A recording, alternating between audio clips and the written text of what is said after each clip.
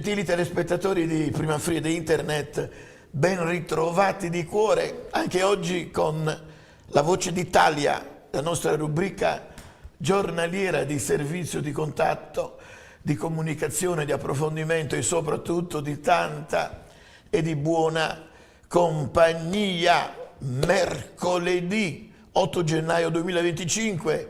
Bene, è giunto il momento per presentare l'ospite, un gradito ritorno, quello di un amico, Corrado Callegari, di Prima il Veneto, che è un movimento indipendentista veneto. Corrado, grazie per aver accettato il nostro invito. Grazie del tuo invito e una buona serata a tutti i telespettatori. Come stai? Hai passato il Natale in famiglia, in maniera serena, tranquilla? Sì, mi sono riposato bene, adesso sono pronto per ripartire con l'anno nuovo. Sei andato, possiamo dirlo, anche in pensione, quindi hai più spazio per venirmi a trovare. La tua sarà una presenza mensile ed è sempre un piacere colloquiare con te. Ti posso coinvolgere, come faccio con i miei ospiti, su qualche tema che ho trattato nell'opinione? Tutti i temi che Dai, vuoi. due temi, poi scegli tu. Oggi il governo ha accolto in pompa magna, non dico il mio parere, per me hanno esagerato, comunque questa coraggiosa Cecilia Sala, è possibile? Sì, Cecilia Sala, un'eroina di guerra, è andata ad accogliere la Meloni, addirittura il ministro degli esteri Antonio Tajani, 2 ore di diretta televisiva, per me troppo, ok? E poi qualcosa sugli incidenti di Milano per Capodanno, il discorso del Capo dello Stato che ha parlato di patrioti riferendosi agli stranieri. Cosa ne dici? Non aprire ancora i centralini, Grazie. Allora, sul discorso di la Cecilia Sala, io di lei ricordo principalmente quando faceva gli articoli sull'aggressione della Russia all'Ucraina, dove dava le sue indicazioni dicendo che i russi ormai erano alla frutta, che i soldati loro erano stati mandati allo sbando, non avevano vestiario, non avevano niente. I risultati di tutta la sua previsione illuminante si è vista adesso, insomma, dove l'Ucraina, se non ha i fondi che vengono mandati dagli Stati Uniti, rischiano il collasso più totale, senza contare che leggevo l'altro giorno dei 1700 soldati che sono stati addestrati dai francesi, che quando sono arrivati al fronte sono scampati, quindi allora quando uno legge l'articolo, li invito tutti ad andarsi a leggere l'articolo che aveva fatto lei sulla situazione della Russia, uno capisce già com'è il personaggio. Poi insomma andare in Iran, uno sa che se va su quei posti là rischia, cioè non è che vada lì per rigare diritto. Questo uno sa che vai Giusto. in territorio diciamo particolare, poi dove le donne non sono neanche viste tanto bene, lo sappiamo, e tu vai là in un periodo anche particolare. Poi quello che succede da noi con l'arresto che hanno fatto poi dell'iraniano vuol dire che anche i nostri politici hanno imparato poco da quelli del passato che sapevano muoversi un po' per me meglio rispetto ricordo quando quella volta gli americani ci avevano chiesto di dare quell'arabo che aveva fatto cosa aveva fatto il reclutamento della ci fu Bettino Craxi, il grande Bettino Craxi, quando ha rifiutato di dare poi le basi, e dopo ha pagato nel tempo. Però lui perché lo faceva? Lo faceva per mantenere un equilibrio equidistante tra diciamo Israele e la Palestina. Da quel punto di vista là, qua bisognava mantenere una posizione più equidistante tra gli Stati Uniti e l'Iran, insomma. Sono curioso di sapere il tuo parere sulle parole del Capo dello Stato. Ieri seguivo la trasmissione di Bianca Berlinguer, hanno detto di tutto, di più, non una parola, dico una parola sul discorso del Capo dello Stato. Sono incerottati, sono imbavagliati, hanno paura di parlare. Solo io ho detto qualcosa sul discorso del Capo dello Stato, mi sono indignato perché lui ha usato quella parola per me importante, patrioti, riferendosi a questi di seconda generazione. Qual è il tuo pensiero? E dopo apri i centralini. Diciamo che in questo momento qua a Mattarella gli danno una gran cassa, anche se in questo caso qua non lo hanno, però le posizioni che lui prende danno un grande risalto, perché di fatto la sua posizione dal punto di vista politico cerca di bilanciare quella del governo di centrodestra dall'altra parte, cioè nel senso che a Meloni gli danno tantissimo spazio perché è la Presidente del Consiglio, in contrapposizione la componente politica che rappresenta Mattarella, perché in realtà Mattarella sì è il Presidente di tutti quanti, ma lui proviene dalla posizione politica contrapposta a quello del governo di centrodestra, quindi è ovvio che le sue dichiarazioni molte volte sono tutte verso un senso unico, e questo fa parte un po' non sarebbe corretto, però di fatto è quello che avviene. Io mi ricordo quando c'era anche altri presidenti in contrapposizione con le posizioni della Lega, vedi Scalfari, vedi Napolitano. Uno dei hai nominato forse i peggiori presidenti. Però io, per esempio, nel massimo della mia esposizione politica a quei tempi i presidenti erano questi qua, e quindi io servo un buon ricordo solo del presidente picconatore Francesco Cossiga.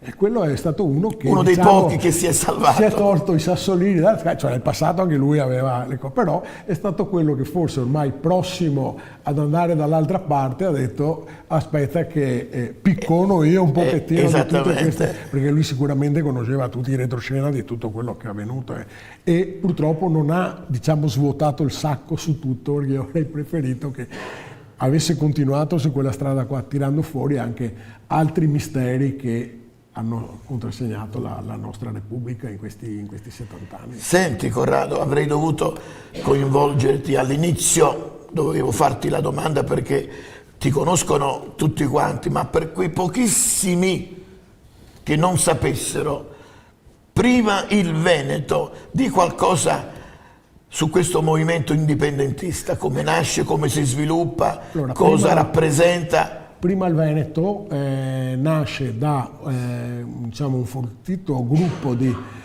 chiedo scusa, ho dimenticato di dirvi, è stato anche un parlamentare della Lega Nord. Sono stato un parlamentare della deputato Lega Nord della Lega. Bossi. Io dico sempre, ero della Lega Nord di Bossi. Tu eri un bossiano convinto. Un'altra cosa, sì, perché io penso che sia stato l'unico che abbia cercato di portare avanti le istanze del nostro territorio contro un muro che era quello di Roma, che non era semplice da affrontare. Dopo non è riuscito a completare l'opera, c'è stata la malattia e tutto quello che ne è seguito, però negli anni 90 era un leone molto ruggente ed era temuto un po' dallo Stato romano. E noi cosa abbiamo fatto? Un gruppo notevole anche di leghisti della provincia di Vicenza, di Venezia e di Padova, non condividendo la linea politica nuova che stava venendo avanti prima con Maroni e poi abbiamo visto con Salvini, che portavano la Lega su una posizione che non era quella per cui era nata. Noi siamo usciti e abbiamo dato un nome anche particolare al nostro movimento, perché voglio ricordare che la Lega nel 2010 aveva vinto le elezioni regionali in Veneto con lo slogan proprio di Prima il Veneto, e noi abbiamo deciso di utilizzare questo nome proprio per ricordare il motivo per cui noi avevamo corso per conquistare la regione del Veneto. E abbiamo aggiunto una robettina, perché noi ci chiamiamo Prima il Veneto, punto, perché vuol dire Prima il Veneto, punto, e basta, non abbiamo bisogno di altro. C'è già tutto questo nella descrizione del nostro movimento. E ovviamente, anche alla luce di quello che sta succedendo di recente per quanto riguarda l'autonomia, la legge delega, noi sapevamo già che questo percorso qua, tu sai che l'ho sempre ripetuto, era un percorso che si andava ad arenare, perché era un percorso che non era fattibile, perché la Costituzione dice ben altro. Hanno voluto intraprendere questa cosa qua, la roba si è arenata, ed è ovvio che noi siamo sempre più convinti che la posizione del Veneto debba essere quello sulla strada dell'indipendenza, perché tanto l'autonomia non te la daranno mai. Ci abbiamo provato 3 volte, ci abbiamo provato agli inizi degli anni 2000 con la devolution, che non è andata a buon fine. Poi, quando ero io parlamentare giù a Roma, abbiamo lavorato 4 anni per i decreti del federalismo fiscale, che doveva portare un'equità di spesa di tutta l'amministrazione pubblica in tutto il territorio, e ricordo che quel governo è saltato 2 mesi prima, a novembre, che a gennaio avrebbero dovuto andare in attuazione tutti questi decreti del federalismo fiscale. Fini quella volta ha fatto saltare il governo, probabilmente per conto di terzi. Da quel momento là io ho capito che non si sarebbe andati da nessuna parte, e quindi a prima il Veneto abbiamo aggiunto anche proprio adesso quella dicitura che dice Movimento Indipendentista Veneto, perché riteniamo che l'unica soluzione sia quella. Bene, quante volte io ho detto a te e agli altri esponenti di movimenti indipendentisti che siete tanti, però siete troppo sparpagliati, no? La mia speranza, e lo dicevo anche tempo fa a Chomsky, è stato qui ospite, ho detto Riccardo, fai in modo di raccogliere attorno a te tutte le forze indipendentiste per cercare di fare qualcosa, altrimenti andate a sbattere contro il muro. Sì, però voglio ricordare... No, ecco, tu di la tua... sì, voglio ricordare che nel 2020, alle precedenti regionali, ci siamo presentati tutti insieme, perché io ero candidato sul collegio di Venezia insieme con Morosin, Smuzzi era candidato sul collegio di Treviso, eravamo tutti insieme, ma in quel momento eravamo tutti insieme, c'era Indipendenza Veneta, c'eravamo noi, c'era appunto Smuzzi e tanti altri, cioè praticamente quasi tutti quelli dell'area, però in quel momento là il presidente attuale era molto forte, ha schiacciato tutti, ha schiacciato anche noi che ci siamo presentati, perché eravamo presenti con candidati in tutto il Veneto. Però tu parli del presidente Zaia? Sì, ma io per non far pubblicità evito di dire il nome, dico il presidente, sì, tu l'hai presidato Zaia, non è era più troppo forte come una volta. Ma quella volta lì era forte, ha preso il 76%, ha schiacciato tutti, ha gestito bene alla grande la sua immagine. La comunicazione, sì, perché c'era stato anche il Covid e tutto quelle cose. Quindi era tutti i giorni il tentativo noi l'abbiamo fatto, ma non siamo stati premiati dall'elettorato, quindi vuol dire o che non abbiamo comunicato bene il messaggio o tante altre cose, comunque sta di fatto, ma il tentativo era stato fatto. Ecco, Mara ha perfettamente ragione. Comunque l'effetto di questo è la troppa tolleranza che c'è stata in questi 10, 20 anni, 30 anni, perché giustamente non è che in tutti i posti puoi fare quello che fanno qua. Dov'è che succede? Succede in posti tipo la Francia, perché anche lì hanno una percentuale di immigrazione. Sì. Hanno sfruttato per secoli le colonie francesi. Hanno un'immigrazione non controllata. E tuttora continuano a sfruttarli. Certo, mentre noi non abbiamo sfruttato nessuno. Noi abbiamo solo bastonati. Esattamente. Del resto vuol dire che questo che ci meritiamo è come popolo, perché se non reagiamo mai a niente è ovvio che è giusto che ci schiaccino. In effetti, Corrado, io sono d'accordo con la Leonessa d'Italia, l'ho detto anch'io nell'opinione che vedrete alle 20:30. Se questa gente si lamenta, ci odia, perché non se ne tornano nei loro paesi di origine? Secondo te farebbero dalle loro parti quello che fanno in Italia? Io penso di no. No, assolutamente, anche perché c'è la legge del taglione, quindi... Guarda, io mi ricordo sempre di un fatto che riguarda la mia città, che è Mestre, no? Dove c'è stato un periodo che era frequentata da un'etnia rumena che vengono chiamati Barbanera, no? E non so se tu... Barbanera, sì, sono una specie di zingari nomadi rumeni che infestano le città. In questo caso avevano preso come posizione su Mestre, gente con le barbe lunghe nere, per questo che vengono chiamati barba nera, mezzi straccioni, che c'è stato un periodo che imperversavano per Mestre, ma facendo delle cose che tu non puoi neanche immaginare, cioè in centro piazza si tiravano giù per i pantaloni, defecavano, cioè una roba allucinante. E siccome avevo un amico che tra le altre cose era una brava persona, un imprenditore rumeno, io un giorno gli ho domandato: ma scusami un attimo, ma perché questa gente qua viene da noi e fa queste cose qua? Da voi, cosa succede quando queste persone fanno? No, questi, devi immaginare che questa etnia qua vive alla periferia di Bucarest, mi diceva. E questi non possono assolutamente avvicinarsi alle città perché la polizia li mena, ma non è che li mena poco, gli spacca le ossa, hai capito? Perché da quelle parti là utilizzano e invece da noi non gli facevano niente, questi deturpavano la città. Adesso non so neanche se ci sono ancora o sono finiti, perché dormivano sotto il cavalcavia, quello di Mestre. E questo fa la differenza di come gestiamo noi l'ordine pubblico rispetto ad altri paesi. Adesso qui i carabinieri che ci difendono vengono incriminati come quel carabiniere che ha ucciso giustamente quel sacchetto a perdere che aveva già accoltellato a Rimini 4 persone, per difendersi l'ha ucciso, è stato incriminato. Sì, ho visto la telefonata. Adesso sto attento. Di atto dovuto. Ma atto dovuto che cosa? Mi fate ridere. E la sua famiglia. È la reazione di pancia che possono avere le persone. Però cervello. Io ti dico sinceramente che, sai, io sono nato vissuto a Mestre, che è bene alla ribalta della cronaca per quanto riguarda queste situazioni qua, perché tu sai che ci sono intere aree della città che sono completamente fuori controllo. Io a volte, quando giro e che vedo queste situazioni, ho purtroppo la sensazione che abbiamo perso una battaglia. Cioè, questa battaglia qua noi l'abbiamo persa, perché tu vedi intere aree della città che sono in mano alla delinquenza. Ti dirò, 10 anni fa è arrivato un sindaco di una coalizione di centrodestra.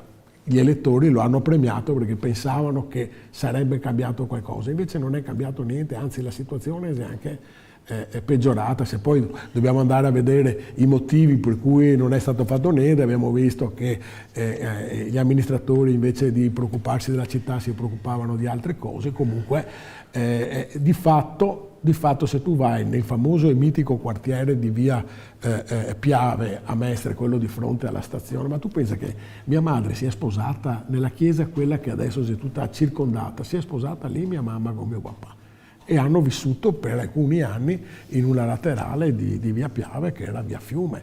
Ma se tu adesso vai, è una città irriconoscibile. Io l'ho vista trasformarsi, ma ho fatto di tutto quando ero anche parlamentare della Lega, presidi, manifestazioni, ronde, di tutto, però se non sei supportato in scala da tante forze politiche, ma anche dai cittadini stessi, perché io sono andato a parlare, per esempio, appunto quando ero parlamentare, col prefetto, gli ho detto: ma cosa facciamo? Perché si stava vedendo benissimo che via Piave stava diventando una China town della città. E lui mi diceva: io cosa posso fare se i cittadini vendono le case a queste persone qua, vendono i negozi ai cinesi? E no, gli ho detto: questa gente qua viene a pagare in contanti, e se paghi in contanti l'amministrazione deve controllare se i soldi vengono pagati come bonifico o come contanti, e questo non è avvenuto. Ma quindi vedi che è una collusione di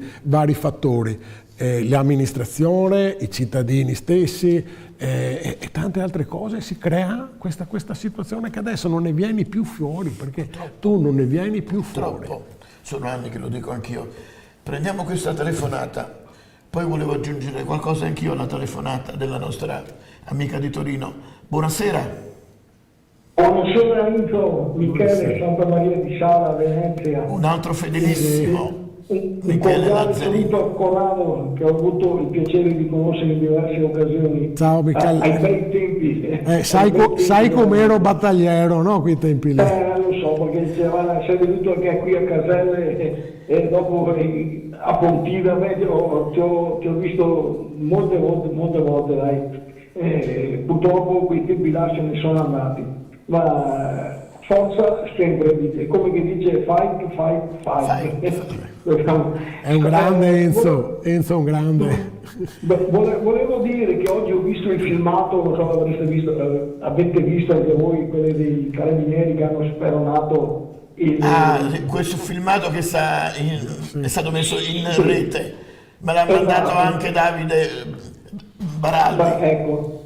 Però una cosa del genere su un altro paese è una cosa normale, perché in America ti stendono a terra dopo 3 volte che ti dicono di mollare l'arma. Qua per fermarlo hanno fatto bene, hanno fatto il suo dovere, perché se questi qua ammazzavano qualcheduno, chi è che rispondeva? Chi è che pagava quel povero che magari correndo in quel modo impazzata avessero ammazzato qualcheduno? Chi è che rispondeva? No? Cos'era rubato, anche scooter rubato, non c'era assicurazione, non aveva la patente, e purtroppo ci sono quelli che lo difendono, che per loro è omicidio, ma aspettiamo, per me ha fatto più che il loro dovere. Se no, ditemi voi cosa dovrebbero fare. Dovrebbero voltarsi da un'altra parte, lasciarli andare via e così. Tutto qua, dai. Vi auguro una buona continuazione. Ciao Corrado, buona serata a tutti quanti. Grazie. Sentiamo. Mi ha fatto piacere risentirti. Grazie Michele, è diventato un mio super fedelissimo. Mi segue dappertutto, anche nei pranzi conviviali che faccio. Noi abbiamo rimediato anche una figuraccia relativamente a quello che è successo a Capodanno. Molti sanno, chi non sa, lo dico io, a loro beneficio, che in Belgio alcune ragazze hanno fatto delle dichiarazioni, perché lì ci sono stati degli animali che hanno accerchiato queste ragazze, hanno messo le mani sotto nelle mutande, di qua, di là, delle cose vergognose che se loro le facessero nei loro paesi di origine andrebbero in galera e non uscirebbero più. Quindi c'è stata anche una sollevazione, secondo me,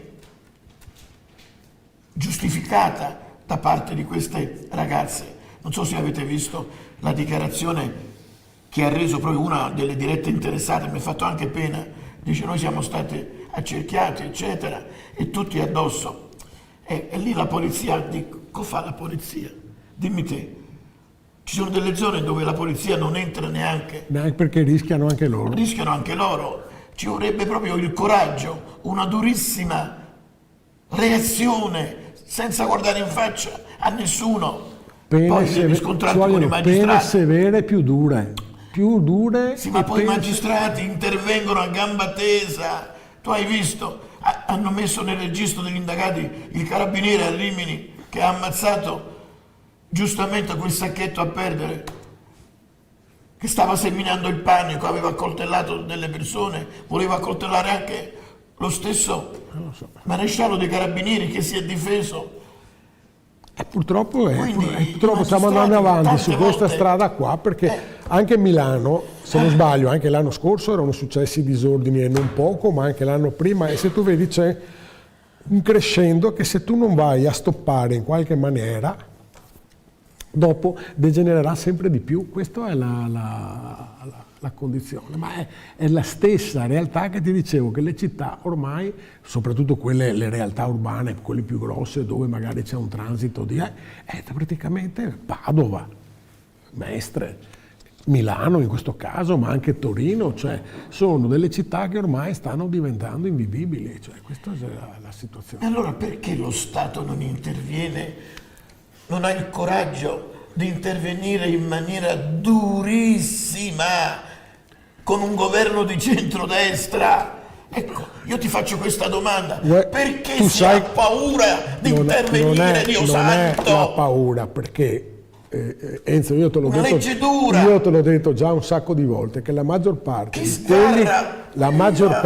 quelli, che fanno bastonarlo. Enzo, la maggior parte di quelli che fanno politica e vanno a governare sono persone che, una volta che arrivano nella posizione in cui si trovano, vivono l'agio e tutto quello che ne consegue, e perdono il contatto con la realtà e non hanno questo tipo di problema, perché non avvertono il pericolo, il disagio, un ministro va via con la scorta, hai capito? Non ha questo problema qua, il problema ce l'ha il cittadino, e purtroppo siccome Roma è maledetta anche da questo punto di vista, quando uno va lì entra dentro un meccanismo che è ovattato, che è quello del privilegio, della comodità, e si dimenticano i poveri cristi. Si allontano dalla gente, dal popolo. Io te lo dico perché l'ho vissuto. Invece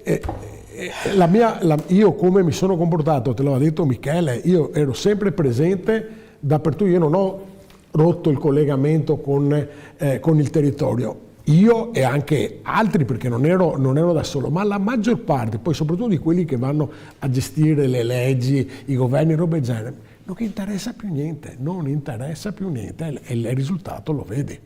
Anche a Venezia, ti ripeto, tutti avevano puntato su questo sindaco che doveva cambiare una Mestre, poi soprattutto, che ormai era di Mestre Venezia. Invece sono andati lì, adesso ci sono i processi, si sono preoccupati di ben altro, hai capito? Questa è la realtà. Secondo me allora bisogna che ci siano dei cittadini. Hanno delle responsabilità grossissime. Ma non solo i magistrati, ma sono anche gli amministratori. Sì, ma gli amministratori hanno paura a un certo punto. Enzo, io ho avuto un maestro. Un magistrato vanifica un'eventuale decisione. Io ho avuto politico. un maestro come sindaco, quello che io giudico il sindaco con la S maiuscola, che è Gentilini. Lui ha saputo, anche se Treviso era una città più piccola, ha pagato sulla sua pelle Giancarlo, però ha sfidato, non si è seduto là e si è messo a fare intrallazzi per le proprie tasche, capito? Lui è stato presente. Forse uno dei pochi, hai ragione, hai nominato proprio quello giusto. Perché io ero grande amico. Viva Giancarlo Gentilini, non ti dico io, figurati. Caro Enzo, saluti a te e al tuo ospite. Grazie. Dopo i paradossi di Cecilia Sala, eccellenza italiana, la mamma di Cecilia ha detto: mia figlia è un'eccellenza italiana. Io ho preso le distanze e gli ho detto a me può stare anche bene, perché sai che io ho un concetto veneto, non italiano, quindi se è un'eccellenza italiana gliela lascio. Gliela lasciamo.